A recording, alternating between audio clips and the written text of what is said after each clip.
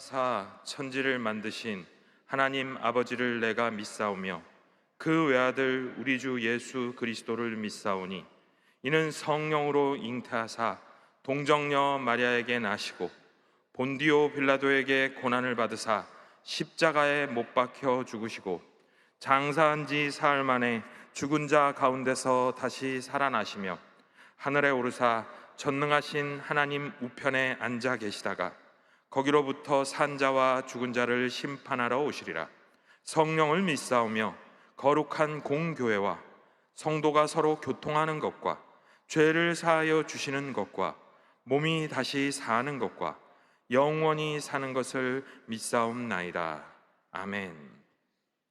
야훼 우리 주여, 주의 이름이 온 땅에 어찌 그리 아름다운지요. 하나님, 이 고백이 날마다 우리의 삶의 고백이 되게 하여 주옵소서. 세상의 그 어떤 고통과 아픔 속에서도 주님이 베풀어 주신 그 은혜와 능력을 날마다 깨닫는 삶이 될 수 있도록 주님이 인도하여 주옵소서.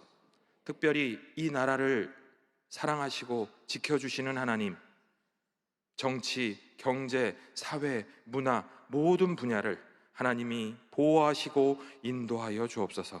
하나님, 주님이 복 주셔서 이 나라가 말세에 선교의 대국으로 하나님 세움받았음을 믿습니다. 더욱더 하나님 앞에 헌신될 수 있도록 주님이 더 크게 사용하여 주옵소서. 특별히 그 가운데 우리 여의도 순복음교회가 있습니다. 하나님, 또한 당회장 이영훈 목사님을 세우셔서 세계 만방에 복음을 전하게 하시고 하나님, 이 나라 곳곳에 하나님 말씀의 은혜를 전하게 하심을 감사합니다. 더욱더 신원을 강건하게 하여 주옵시고 하나님, 육신의 건강으로 또한 말씀의 능력으로 하나님 성령의 충만함으로 날마다 우리 목사님 지켜 주옵소서. 여의도 순복음교회를 사랑하시고 장로회로부터 유치 영화부에 이르기까지 각 부서마다 하나님의 은혜가 넘쳐나게 하여 주옵시고 무엇보다 오늘 함께 말씀을 나눌 때 주님의 은혜와 권능이 넘쳐날 수 있도록 주님 인도하여 주옵소서. 예수 그리스도의 이름으로 감사하며 기도드렸사옵나이다. 아멘. 오늘 함께 나누실 말씀은 시편 8편 1절에서 9절 말씀입니다. 시편 8편 1절에서 9절 말씀을 다 같이 봉독하시겠습니다. 야훼 우리 주여, 주의 이름이 온 땅에 어찌 그리 아름다운지요. 주의 영광이 하늘을 덮었나이다. 주의 대적으로 말미암아 어린 아이들과 젖먹이들의 입으로 권능을 세우시며 이는 원수들과 보복자들을 잠잠하게 하려 하심이니이다. 주의 손가락으로 만드신 주의 하늘과 주의 베풀어 두신 달과 별을 내가 보오니 사람이 무엇이기에 주께서 그를 생각하시며 인자가 무엇이기에 주께서 그를 돌보시나이까. 그를 하나님보다 조금 못하게 하시고 영화와 종기로 관을 씌우셨나이다. 주의 손으로 만드신 것을 다스리게 하시고 만물을 그의 발 아래 두셨으니 곧 모든 소와 양과 들짐승이며 공중의 새와 바다의 물고기와 바닷길에 다니는 것이니이다. 야훼 우리 주여, 주의 이름이 온 땅에 어찌 그리 아름다운지요. 아멘. 오늘 저는 함께 봉독한 시편 8편 말씀을 가지고 세상과 인생의 주관자 야훼 하나님이라는 제목으로 말씀의 은혜를 나누고자 합니다. 본 시편의 표제는 다윗의 시로 되어 있습니다. 인도자를 따라 깃딧이라는 것에 맞춘 노래라고 되어 있습니다. 이 깃딧이라는 말이 도대체 무슨 뜻일까? 성경을 읽으시면서 좀 궁금하셨을 텐데요. 그 깃딧은 블레셋의 한 도시인 가드에서 사용한 어떤 악기가 아니었을까 하고 추정해 볼 수 있습니다. 다윗은 원래 그 하프를 잘 연주하는 사람으로 알려져 있죠. 음악에도 조예가 참 깊었습니다.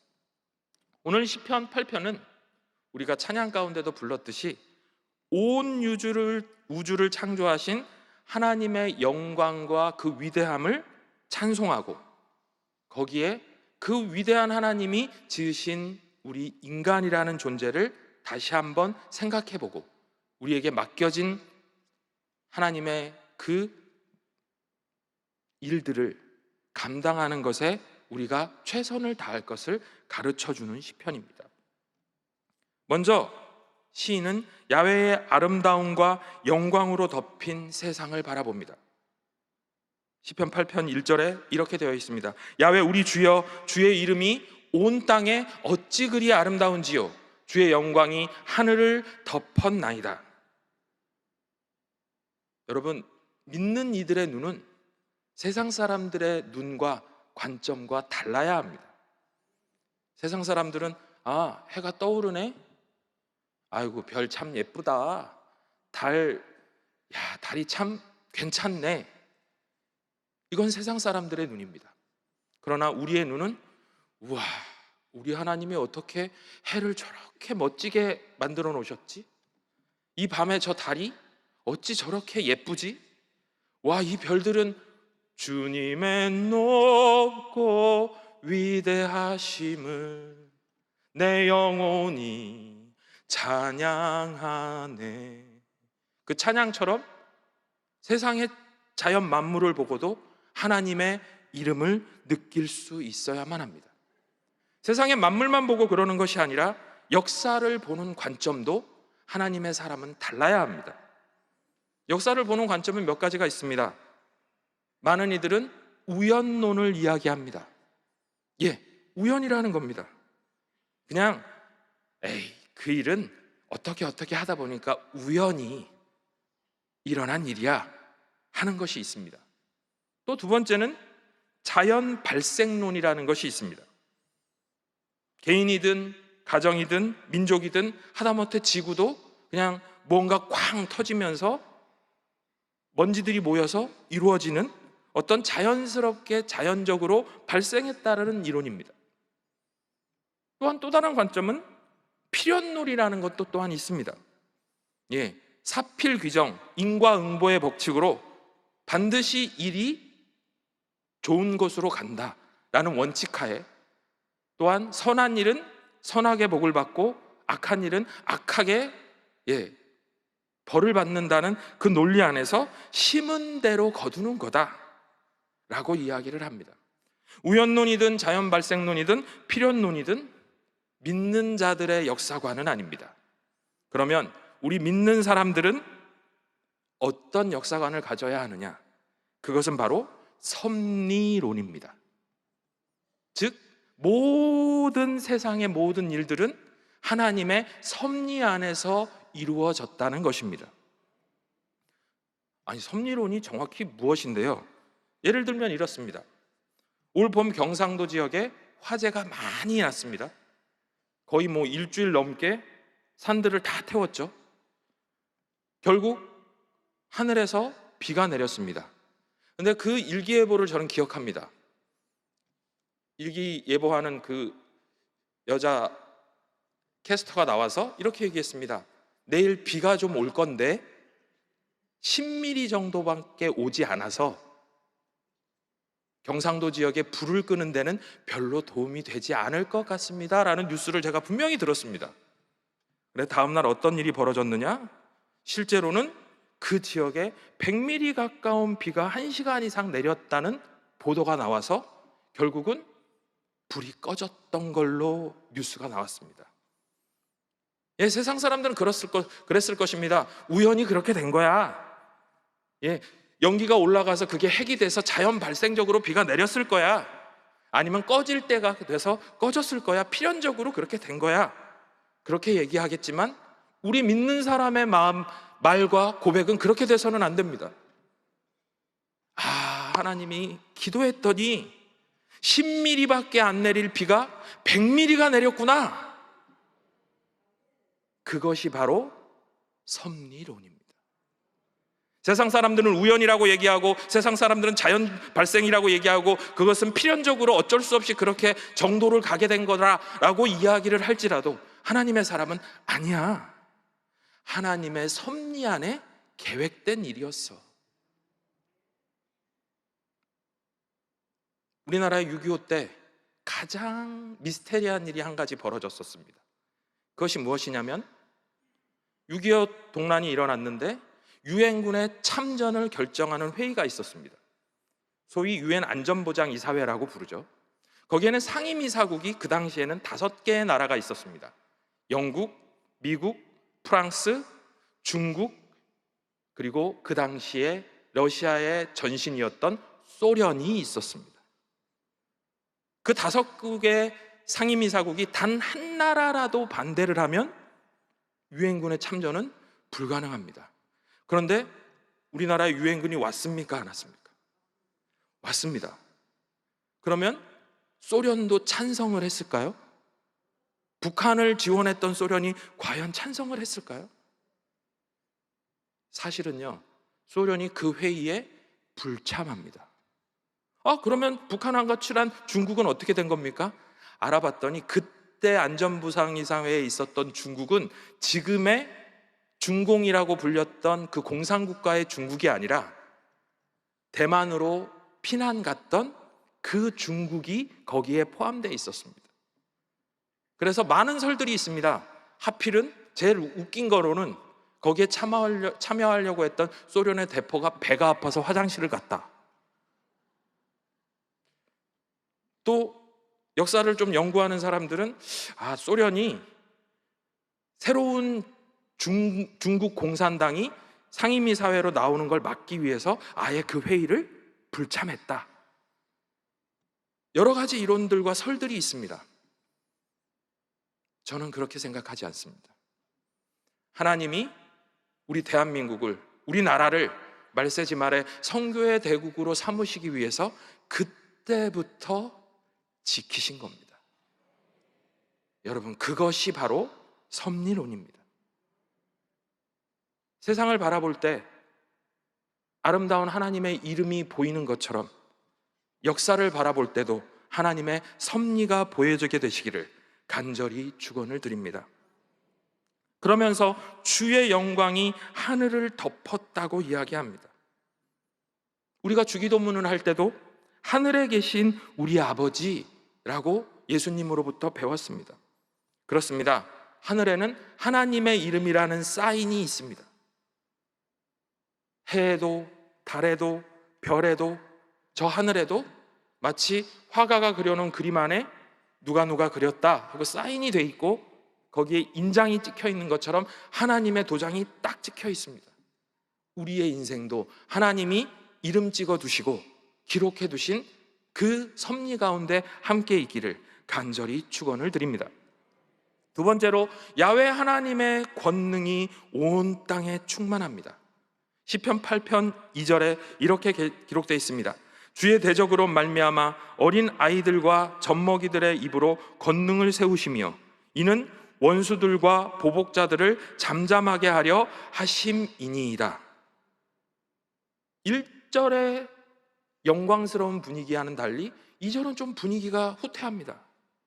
주의 대적들이 등장합니다.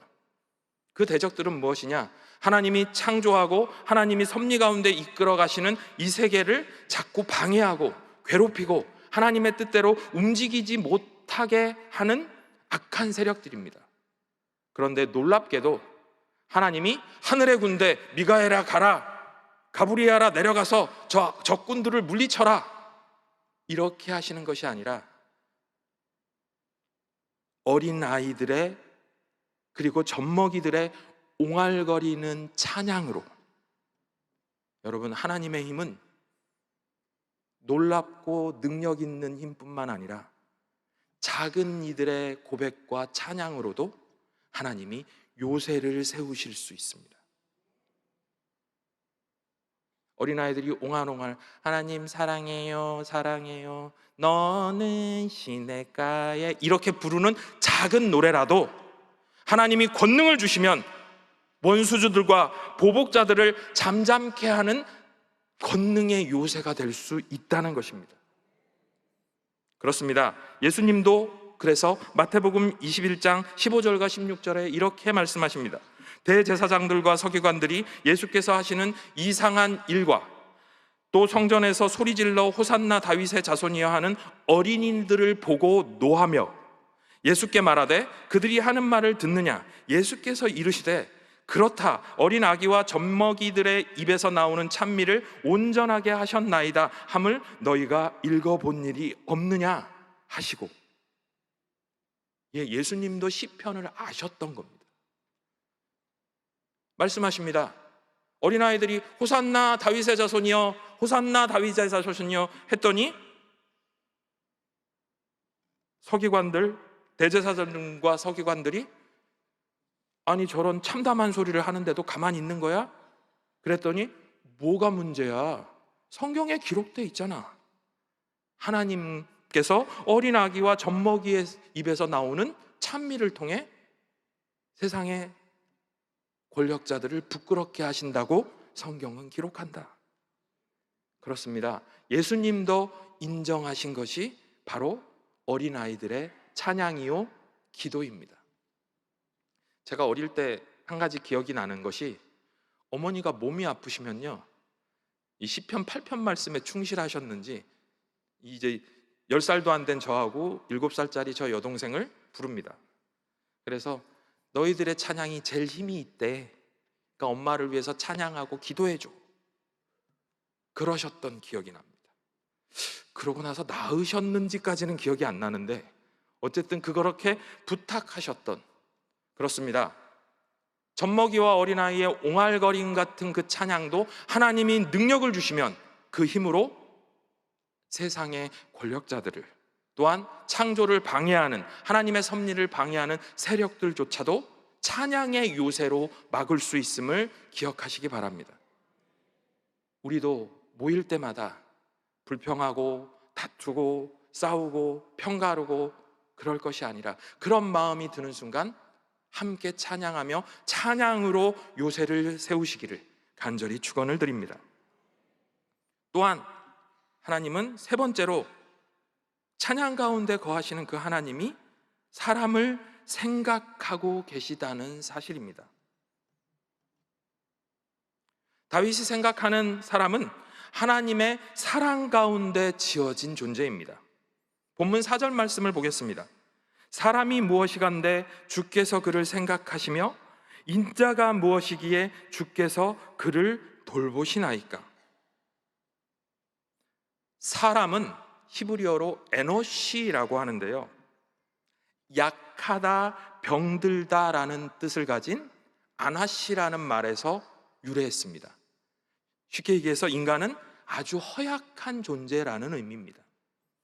또한 바로 아래에 있는 인자는 벤 아담이라고 하는데, 이것은 아담이라는 말 자체가 흙으로부터 온 사람이라는 뜻입니다. 그러면 벤 아담이면 사람의 아들이거든요. 그게 인자입니다. 그러면 인간은 원래 허약하고 흙으로부터 온 허무한 존재다. 그런데 하나님, 우리는 너무 허약하고 흙으로부터 온 존재라 너무나 허무한데 우리가 어떻게 하나님의 뜻대로 살 수 있겠습니까? 하는 순간 다윗에게 깨달음이 옵니다. 그럴지라도 주께서 그를 생각하시며 주께서 그를 돌보신다.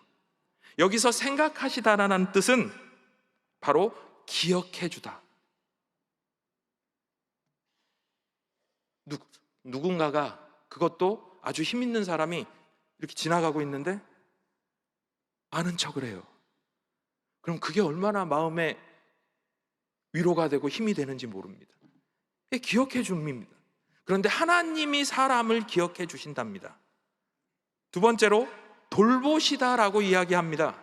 이 돌보시다는 그 뜻은 주의 깊게 돌보다. 그런데 조금 깊이 들어가면 하나님이 따뜻하게 신방해 주신다. 주님이 우리의 인생을 기억해 주시고 우리의 삶에 찾아오셔서 신방을 해 주시면 그것처럼 영광이 어디 있습니까? 다윗은 그 은혜를 깨달은 겁니다. 나는 허약하고 나는 허무한 존재인데 하나님이 기억해 주시고 친히 내 삶에 신방해 주시니 이 영광을 어찌해야 합니까? 그러면서 두 번째로 사람은 하나님의 형상으로 지음받아 하나님께서 영광과 존귀로 관을 씌우신 존재라고 말합니다. 오늘 5절 말씀입니다. 그를 하나님보다 조금 못하게 하시고 영화와 종기로 관을 씌우셨나이다. 여러분, 이 내용이요, 현재는 하나님보다 조금 못하고 라고 되어 있는데, 혹시 기억하실지 모르지만 이전에 우리가 봤던 성경, 개역 성경에는 저를 천사보다 조금 못하게 하시고 라고 기록되어 있습니다. 해석이 바뀐 거죠. 성경의 학자들이 연구를 한 겁니다. 아니, 찬송행가에도 보면 주 내게 부탁하신 일 천사도 흠모하겐, 천사도 우리를 부러워한다 그랬는데 왜 이걸 천사보다 조금 못하다고 했을까? 아닙니다. 천사가 아니고 우리는 하나님보다 조금 못한 존재입니다. 창세기 1장 26절에서 27절의 말씀에 따르면 하나님이 이르시되 우리의 형상을 따라 우리의 모양대로 우리가 사람을 만들고 그들로 바다의 물고기와 하늘의 새와 가축과 온 땅과 땅에 기는 모든 것을 다스리게 하자. 하나님이 자기 형상 곧 하나님의 형상대로 사람을 창조하시되 남자와 여자를 창조하셨다라고 되어 있습니다. 천지 만물 중에 하나님의 형상을 닮은 사람은 우리밖에 없습니다. 그래서 새벽이라 서로 옆의 모습은 보시지 않을지라도 옆에 사람들 무시하시면 안 됩니다. 그분이 하나님의 형상입니다. 혹시 어제 마음이 상하게 다투셨을지 모르는 그 누구, 그 누구도 하나님의 형상입니다. 그리고 또 놀랍게도 오늘 아침 화장실에 들려서 거울을 보면서 아이고 이거 나 어떡하나, 나이도 들고 이거 예배 가는데 이렇게 가도 되나? 하고 봤던 내 얼굴도 하나님의 형상입니다. 그렇지만 여기서 또 하나 기억할 것은 인간은 하나님보다 조금 못하지만 절대로 하나님은 아닙니다. 거의 하나님이지만 하나님 자체는 아닙니다. 8편 5절 말씀에 따르면 그를 하나님보다 조금 못하게 하시고 영화와 종기로 관을 씌우셨다고 합니다. 여러분, 영화와 종기를 가지고 태어난 존재가 아니라 하나님이 형상으로 만드시고 자, 이제부터 내가 영화와 종기를 너한테 씌워줄게. 우리가 자력으로 영화와 종기를 만들어낸 존재가 아닙니다. 하나님이 씌워주신 존재입니다. 이 영화와 종기라는 이 말은 왕에게 썼던 말입니다. 하나님이 이 세상을 통치하는 그 통치함 가운데 내가 다 하지 않고 이제 너희들한테 맡길게 하고 맡겨주셨다는 의미입니다. 그래서 셋째는 사람은 천지 만물을 다스리도록 하나님께 위임받은 존재라는 사실을 잊지 말아야만 합니다. 시편 8편 6절에서 8절에 그래서 이렇게 기록합니다. 주의 손으로 만드신 것을 다스리게 하시고 만물을 그의 발 아래 두셨으니 곧 모든 소와 양과 들짐승이며 공중의 새와 바다의 물고기와 바닷길에 다니는 것이니이다. 시편 8편의 세계관은 이렇습니다. 다른 고대 근동의 나라에서는 바다에 사는 큰 용도 신이었고 하늘에 달려있는 저 달도 신이었고 별도 신이었습니다. 그런데 시편 8편은 전부 하나님의 피조물로 이야기합니다. 신들 아니라는 겁니다. 바다에 다니는 그 어떤 큰 용과 같은 존재도 하나님의 피조물. 그런데 더 영광스러운 것은 그 모든 하나님의 피조물을 우리에게 맡기셔서 영화와 종기로 관을 씌우셔서 우리의 밑에 만물을 우리 발 아래 두고 그걸 통치하라고 말씀하셨습니다. 이 다스리다라는 이 말은 주권을 잡다, 지배권을 가지다. 그런데 조심해야 될 것은 남용하고 허비하고 마음대로 쓰라는 의미의 뜻은 아닙니다. 청지기처럼 잘 보호하고 맡겨주신 것을 온전히 지키라는 뜻으로 이해가 됩니다. 그래서 창세기 1장 28절은 또한 이렇게 말씀합니다. 하나님이 그들에게 복을 주시며 하나님이 그들에게 이르시되 생육하고 번성하여 땅에 충만하라, 땅을 정복하라, 바다의 물고기와 하늘의 새와 땅에 움직이는 모든 생물을 다스리라 하시니라. 그렇습니다. 왕노릇하라는 것입니다. 물질의 피조물이 되어서는 안 됩니다. 세상 그 어떤 것도 하나님의 형상으로 만든 우리를 다스릴 수 없습니다. 오직 하나님만이 우리를 이끌어 가십니다. 그러니 세상의 고통과 고난에 마음을 뺏기고 주저앉지 마십시오. 세상의 것들에 포기하지 마십시오. 항상 우리가 여의도 순복음교회 당회장님 설교 속에서 듣듯이 절대 긍정과 절대 감사, 하나님이 기억하시고 하나님이 친히 품어주시고 생각하시고 신방해 주시는 존재가 우리인데 무엇이 두렵습니까? 절대 긍정의 마음을 갖고 절대 감사의 눈으로 세상 그 어떤 방해자가 있어도 찬양으로 이겨내며 하나님의 섭리를 따라 살아가는 우리 인생들이 되시기를 간절히 축원을 드립니다. 기도하시겠습니다. 사랑의 하나님 아버지, 감사합니다. 사람이 무엇이간데 주님께서 생각해 주시고, 인자가 무엇이간데 돌봐주시나이까. 주님, 야훼 우리 주여, 주의 영광이 온 땅 위에 충만함을 고백합니다. 주님, 세상 사람들은 어렵다고 이야기합니다. 세상 사람들이 힘들다고 이야기합니다. 죽겠다고 이야기합니다. 그러나 하나님, 하나님의 형상으로 만들어진 우리가 하나님께 온전한 사랑을 고백하며 절대 긍정, 절대 감사로 날마다 승리하며 나갈 수 있도록 주님, 오늘 시편 8편을 통해 가르쳐 주신 그 놀라운 은혜를 우리가 깨달을 수 있도록 주님 인도하여 주옵소서.